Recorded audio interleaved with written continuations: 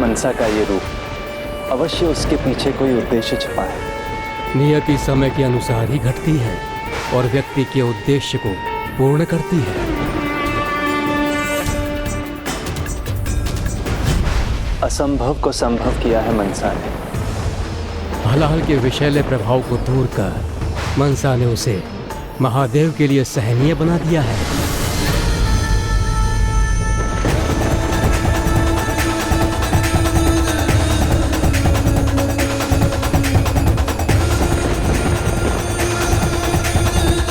पुत्री? पुत्री मनसा, पुत्री मनसा, तुमने ये क्या किया? स्वयं को इतने कष्ट में क्यों डाला? पिताश्री, संतान कोई भी हो, उसका परम कर्तव्य और धर्म माता पिता का कष्ट दूर करना होता है। मुझे जो करना चाहिए था मैंने वही किया पिताश्री। मैंने अपना धर्म और कर्तव्य निभाया। कर्तव्यनिष्ठ संतान अपने माता पिता का मान बढ़ाती है, अपने सुखों का भी त्याग कर उनके जीवन के सभी दुख दूर करती है, उन्हें हर समय हर प्रकार के सुख देती है। ऐसी संतान प्रशंसा के ही नहीं अपितु वरदान की योग्य है। पुत्री मनसा, मैं तुम्हें वरदान देता हूँ कि तुम पर कभी भी किसी प्रकार के विष का कोई प्रभाव नहीं होगा, कि तुम पर कभी भी किसी प्रकार के विष का कोई प्रभाव नहीं होगा।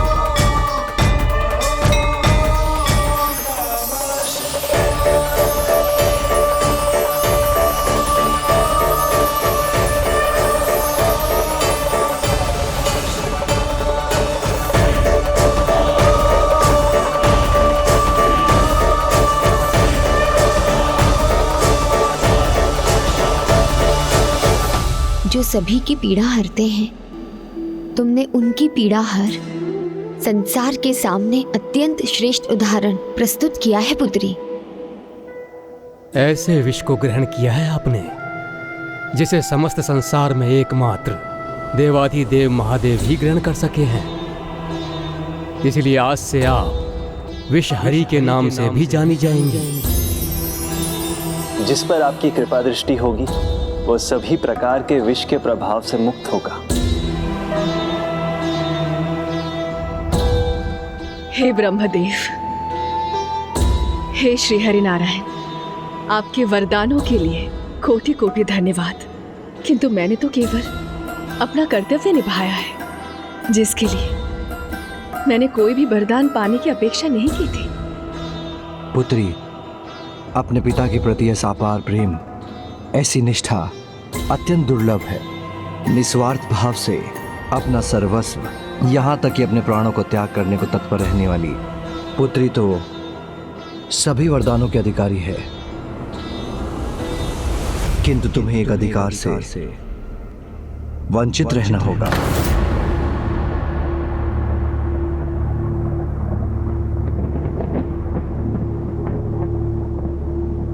तुम्हें कैलाश में वास करने के अधिकार का त्याग करना होगा। तुम्हें यहां से जाना होगा।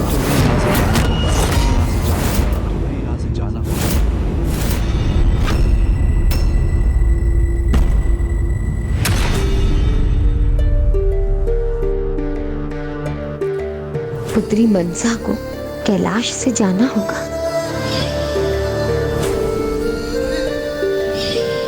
मैं तो बस यही कामना करती हूँ माता कि मैं इसी प्रकार आप दोनों की छत्र छाया में रहूं।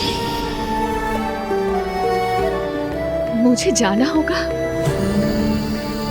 किंतु क्यों पिताश्री? इतने समय के पश्चात मुझे आप दोनों के साथ रहने का सुख प्राप्त हुआ था, उससे आप मुझे वंचित कर रहे हैं।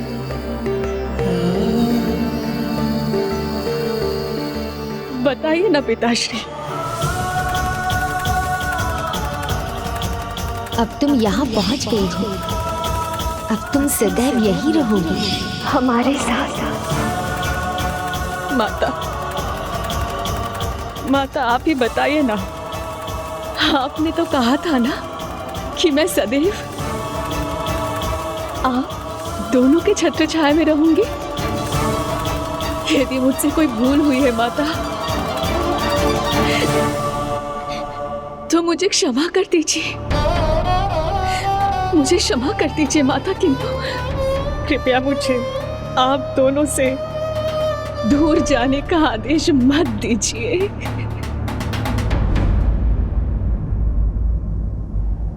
नहीं पुत्री, अब तुम्हारा यहाँ रुकना असंभव है। तुम्हारा यहाँ से जाना ही तुम्हारी नियति है। किंतु माता, ये पिताश्री का कैसा न्याय था? जिस कार्य के लिए दीदी को वरदान मिले, सभी की सराहना की पात्र बनी वो, उसके परिणाम स्वरूप पिताश्री उन्हें ये कैसा दंड दे रहे थे? ऐसा क्या किया था उन्होंने? समय और संघर्ष के अनुसार शब्दों का अर्थ बदल जाता है पुत्र।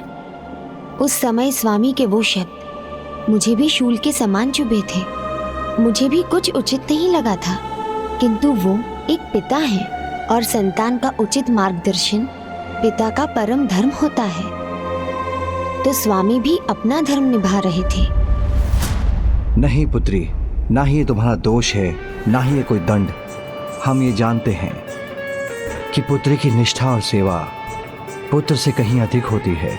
विवाह के उपरांत भी वो अपने माता पिता की कुशलता के लिए कामना करती ही रहती है, किंतु किसी भी माता पिता को अपनी संतान के उद्देश्य में बाधा नहीं बनना चाहिए। यदि तुम यहाँ रहोगी तो अपने उद्देश्य के प्रति जागरूक नहीं रह सकोगी।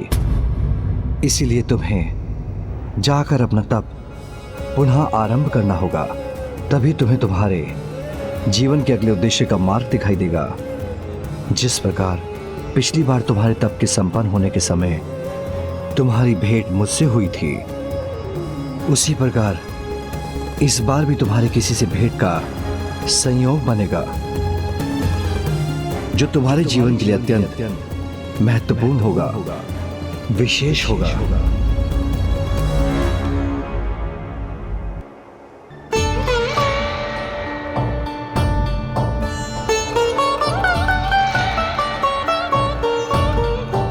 यदि यही आपका आदेश है पिताश्री, तो आपकी पुत्री आपके आदेश का पालन अवश्य ही करेगी। मैं यहाँ से प्रस्थान कर पूर्ण निष्ठा के साथ अपना तप संपन्न करूंगी। पिताश्री, मुझ पर एक और कृपा करें। मैं किसका नाम लेके तप करूं? मुझे मार्गदर्शन दीजिए पिताश्री। पुत्री, मेरे आराध्य तो स्वयं श्री हरि नारायण हैं। मैं उनके तारक नाम राम का जाप करता हूँ। तुम उनके श्री कृष्ण नाम का जाप करो। उससे तुम्हारा कर्तव्य, तुम्हारा उद्देश्य और उसके लिए उचित कर्म तुम्हें स्पष्ट होते जाएंगे और तुम भली भांति अपने कर्तव्यों को निभाने का सामर्थ्य प्राप्त कर सकोगी। तुम्हारे तप के लिए मैं तुम्हें उचित मंत्र भी दूंगा, जिसे कल्पतरु कृष्ण मंत्र पुकारा जाएगा। ओम श्रीम ह्रीम क्लीम कृष्णाय नमः। अपने पिताश्री प्रभु महादेव से कल्पतरु कृष्ण मंत्र प्राप्त कर पुत्री मनसा ने तनिक भी विलंब नहीं किया। वो उसी क्षण अपने तप के लिए पुष्कर चली गई और अपना तप आरंभ किया। ओम श्रीं ह्रीं क्लीं कृष्णाय नमः। माता, हलाहल विष के प्रभाव से पिताश्री को मुक्त करने से अधिक बड़ा उद्देश्य और क्या हो सकता है, जिसके लिए दीदी मनसा को तप करने जाने पर विवश होना पड़ा? पुत्र, स्मरण करो महर्षि कश्यप ने क्या कहा था। पुत्री मनसा का जन्म एक नहीं अनेकों उद्देश्य की पूर्ति के लिए हुआ था, और उसके जीवन का अगला उद्देश्य था नागों का उद्धार। समुद्र मंथन से एक दिव्य अश्व भी निकले थे, वो स्मरण है ना तुम्हें पुत्र? हाँ माता, उच्चैश्रवा। उसी उच्चैश्रवा को लेकर एक विचित्र घटना हुई पुत्र। महर्षि कश्यप की दोनों पत्नियां, सर्पों की माता कद्रू और गरुड़ की माता विनीता, दोनों में शर्त लगी। देवी कद्रू का मानना था कि उच्चैश्रवा अश्व की पूंछ काली थी और देवी विनीता के अनुसार उजली, और इस विवाद के कारण उन दोनों ने एक शर्त लगा ली। देवी विनीता, उच्चैश्रवा अश्व को लौटने दीजिए, फिर आपको मेरी सेविका बनने पर विवश होना ही पड़ेगा। सेविका तो आपको बनना होगा, क्योंकि जो मुझे ज्ञात है वही सत्य प्रमाणित होगा। किंतु शीघ्र देवी कद्रू को आभास हुआ कि उनकी दृष्टि से भूल हुई कि अश्व उच्चैश्रवा की पूंछ उजली ही थी, तो स्वयं को देवी विनीता की सेविका बनने के अपमान से बचाने के लिए उन्होंने अपने सभी पुत्रों यानी नागों को एकत्रित कर एक अनोखा आदेश दिया।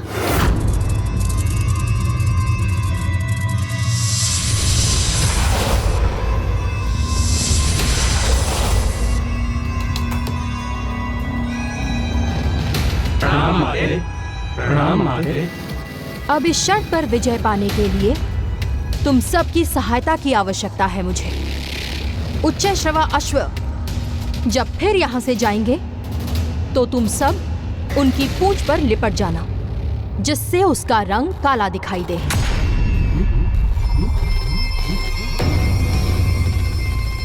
किंतु माँ, क्या ये उचित होगा?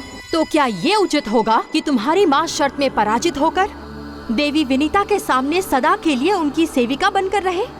क्या यही चाहते हो तुम लोग? नहीं माँ, ये धर्म के विरुद्ध है। हम ये पाप नहीं कर सकते। ये सत्य होगा। बस! शांत हो जाओ तुम सब। अपनी माँ का आदेश मानने के स्थान पर उनसे प्रश्न कर रहे हो। ऐसे पुत्रों से तो पुत्र ना ही हो तो ही अच्छा है। मैं तुम्हें श्राप देती हूँ। पांडवों के वंशज महाराज परीक्षित के पुत्र महाराज जन्मेजय सर्प यज्ञ करेंगे। उस यज्ञ अग्नि में गिरकर तुम सबका अंत होगा।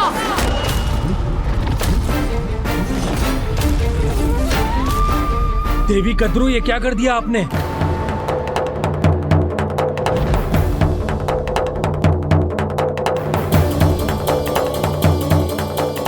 देवी, क्रोध एक ऐसा श्राप है जो मनुष्य स्वयं को देता है, और आपने अपने क्रोध के आवेश में अपने पुत्रों के वंश के नष्ट होने का ही श्राप दे दिया। मैं तुम्हें श्राप देती हूँ। तुम सबका अंत होगा। माँ, मैं अपने सभी भ्राताओं की ओर से आपसे क्षमा मांगता हूँ। हम आपका अपमान नहीं करना चाहते थे माँ, बस आपको अनुचित मार्ग पर जाने से रोकने के लिए सचेत कर रहे थे। ये तो माता कद्रू से बहुत बड़ी त्रुटि हो गई।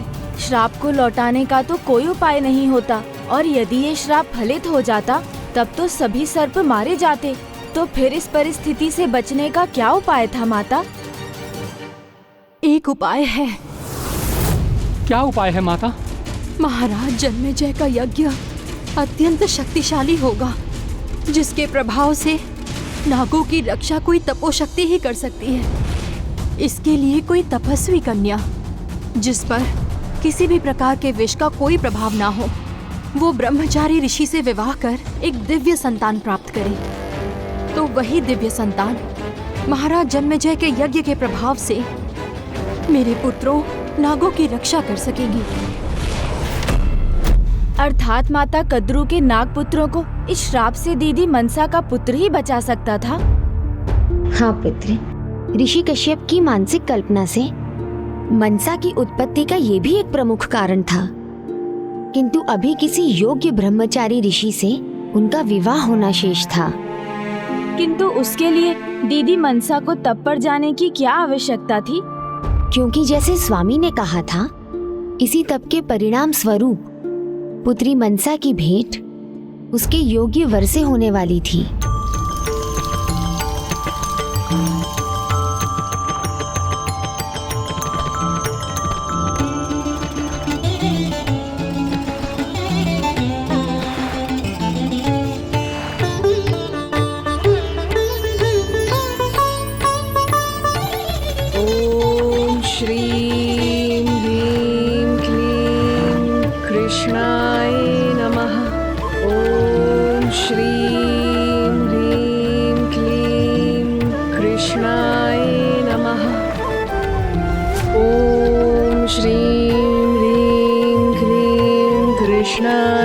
नमः। ओम श्रीं ह्रीं क्लीं कृष्णाय नमः। ओम श्रीं ह्रीं क्लीं कृष्णाय नमः।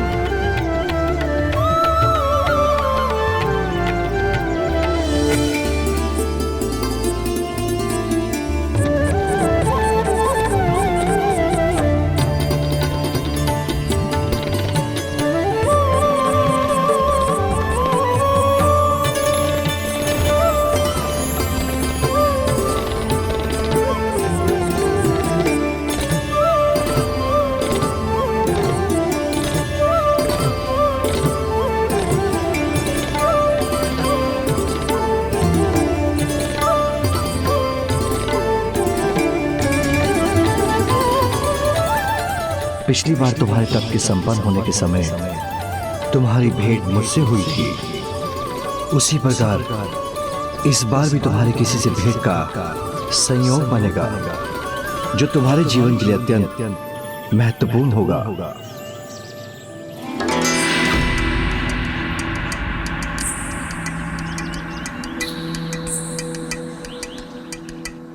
स्वामी, क्या यही वो ब्रह्मचारी ऋषि हैं जिनसे पुत्री मनसा का विवाह होगा?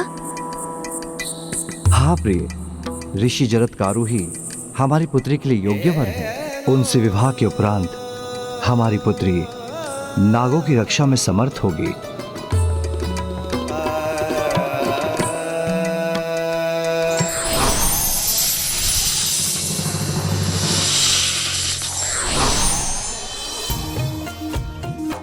प्रणाम प्रभु महादेव। कल्याण हो।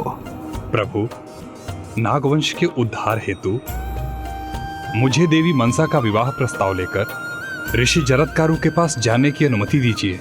वो आपकी पुत्री हैं। ये ज्ञात होने पर ऋषिवर इस प्रस्ताव को सहर्ष स्वीकार कर लेंगे। ये तो सर्वथा उचित होगा। पुत्री मनसा के ज्येष्ठ के रूप में आप उसके विवाह का प्रस्ताव लेकर अवश्य जाएं। माँ, स्वयं नागराज वासुकी दीदी मनसा का विवाह प्रस्ताव लेकर गए। तब तो प्रस्ताव सुनते ही ऋषिवर ने विवाह के लिए अपनी सहमति दे दी होगी ना? हे ऋषिवर, मेरी बहन मनसा एक श्रेष्ठ तपस्विनी हैं।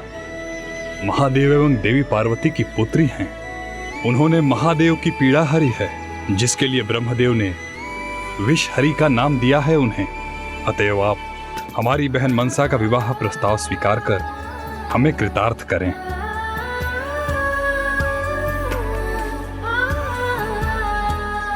हे नागराज वासुकी जी, मैं ऋषि हूं। प्रभु का नाम ही मेरा सर्वस्व है। तप मेरा धर्म है और मैं अपने धर्म से कदापि भटकना नहीं चाहता। इसीलिए सभी सांसारिक बंधनों से मुक्त रहना चाहता हूं।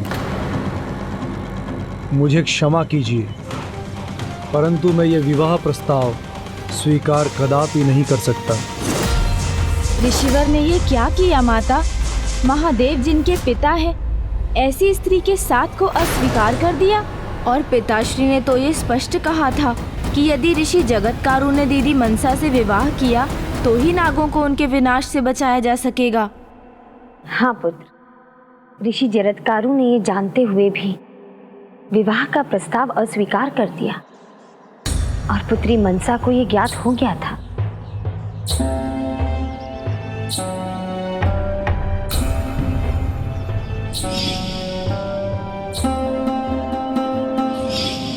ऋषिवर के आभा में अद्भुत एक आकर्षण है।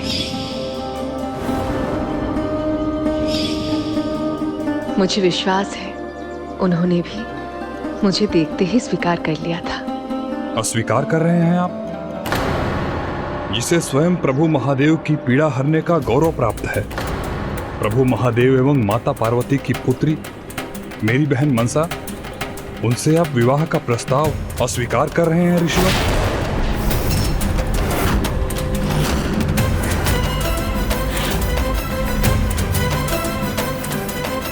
क्या ये सत्य नहीं?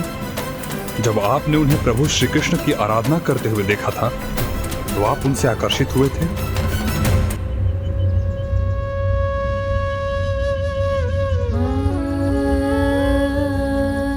हाँ, आकर्षित हुआ था।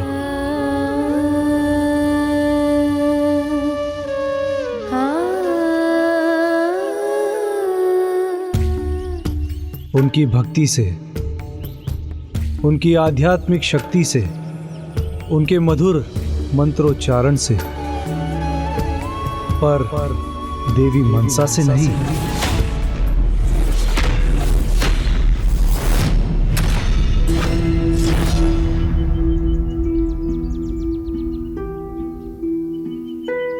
तो क्या ऋषिवर के मन के भाव को समझने में मुझसे ही कोई भूल हुई?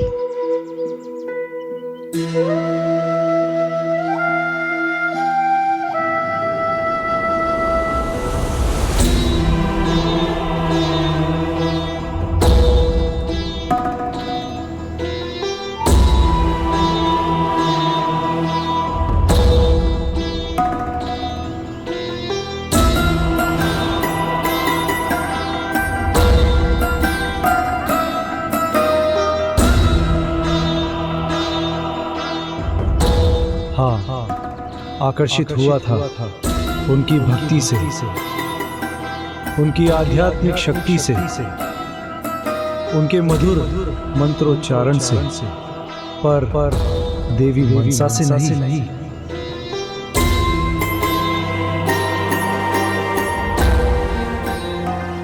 नहीं, मैं कदापि दुखी नहीं होंगी।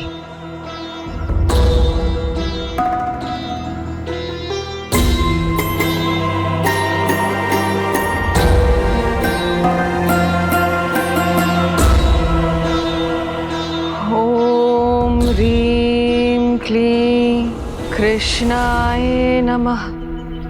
ओम ह्रीं श्रीं क्लीं कृष्णाय नमः। आप पुनः विचार कर लीजिए ऋषिवर, कहीं ये प्रस्ताव ठुकरा कर आप कोई बड़ी भूल तो नहीं कर रहे हैं? जो अपने निर्णय पर स्थिर होते हैं उनसे कभी कोई भूल नहीं होती वासुकी जी। मुझे क्षमा कीजिए, मेरे जीवन का एक ही उद्देश्य है, साधना और प्रभु को भक्ति से पाना। इसीलिए मैं आपसे पुनः कह रहा हूं कि इस विवाह प्रस्ताव को मैं कदापि स्वीकार नहीं कर सकता। किंतु प्रणाम नागराज वासुकी जी।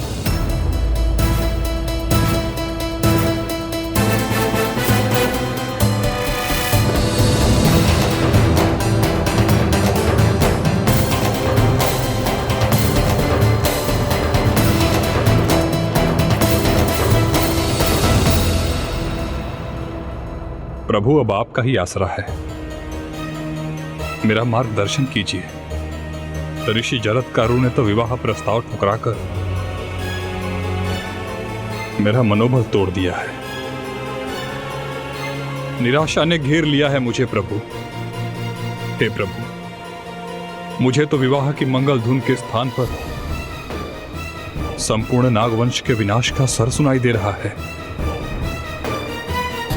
हे भुजगेंद्र हारम, यदि अब भी कुछ नहीं हुआ तो आपके इस भुजंग भूषण का विनाश भी तय है।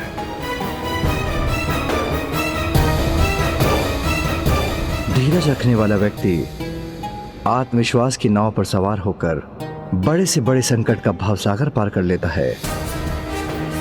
धीरज रखिए नागराज वासुकी जी। मनसा के भ्राता के रूप में अभी तो एक ही बार प्रयास किया है आपने। सफलता का द्वार निरंतर प्रयास से ही खुलता है। कदाचित ऋषि जरत्कारु इस बार अपना निर्णय बदल लें। संभव है प्रभु।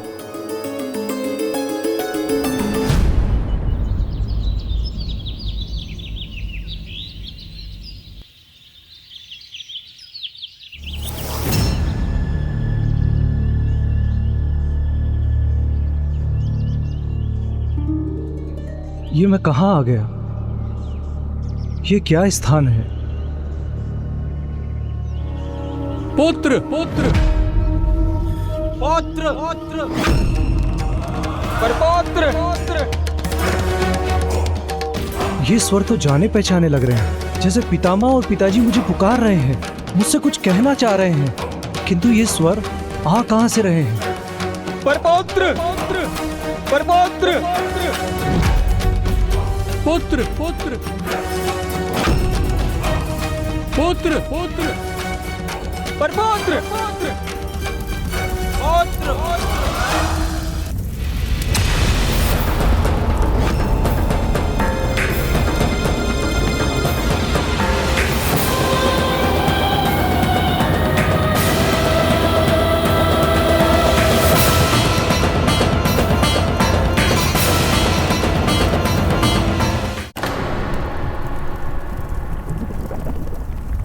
पितामह, पिताजी, आप यहाँ इस अवस्था में? पाताल लोक और स्वर्ग लोक के बीच इस तरह अधर में क्यों लटके हैं? देख रहे हो पुत्र हमारी दुर्दशा, इस डाल के सहारे टिके हुए हैं हम।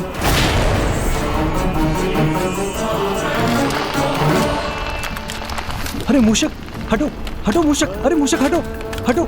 नहीं पुत्र, तुम ऐसे हमारी सहायता नहीं कर सकोगे, इस मूषक को यहाँ से नहीं हटा सकोगे।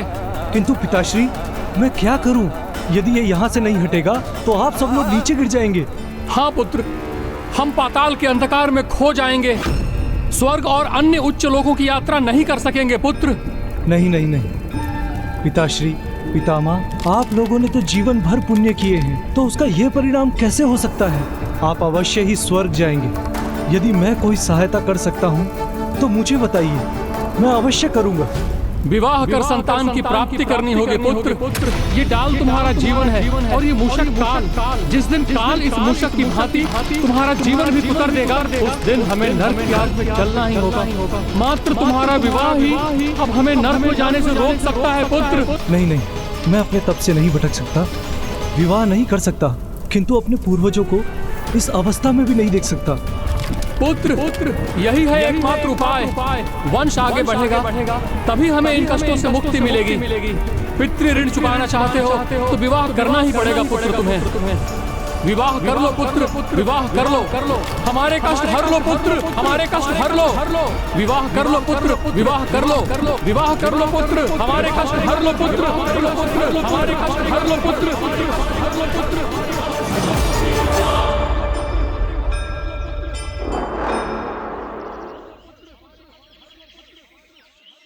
आप कुशल तो हैं न ऋषिवर? मैं आपका ध्यान संपन्न होने की प्रतीक्षा कर रहा था, इस आशा में कि इस बार आप मुझे निराश नहीं करेंगे। मैं आपसे पुनः निवेदन कर रहा हूं, और आप जब तक हाँ नहीं कहेंगे, मैं इसी प्रकार प्रस्ताव लेकर आता रहूंगा। देवाधिदेव महादेव के आदेश से उनकी पुत्री के विवाह का प्रस्ताव लेके मैं पुनः आपके समक्ष आया हूं। आपकी सहमति की अपेक्षा है। विवाह कर संतान की प्राप्ति करनी होगी पुत्र, तभी शास्त्र अनुसार हमारा उद्धार संभव है, अन्यथा हमें पाताल के अंधकार में खो जाने से कोई नहीं रोक सकता पुत्र।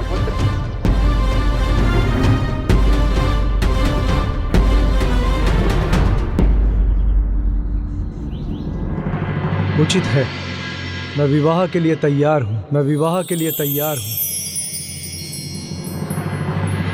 मैं धन्य हो गया ऋषिवर, आपके इस निर्णय ने नागवंश को बहुत बड़े संकट से उबार लिया। बहुत बड़ा उपकार किया है आपने हम पर। मैं जाकर अभी ये शुभ समाचार माता पार्वती और बहन मनसा को सुनाता हूँ। रुकिए नागराज वासुकी जी,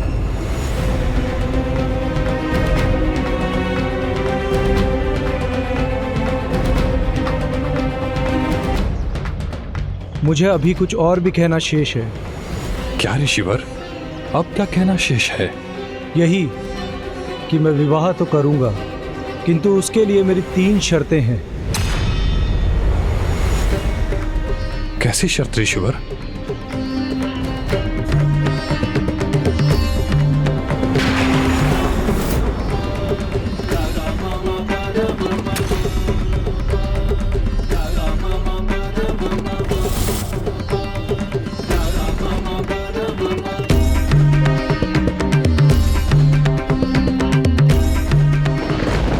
कैसी शर्तें रखती आपने?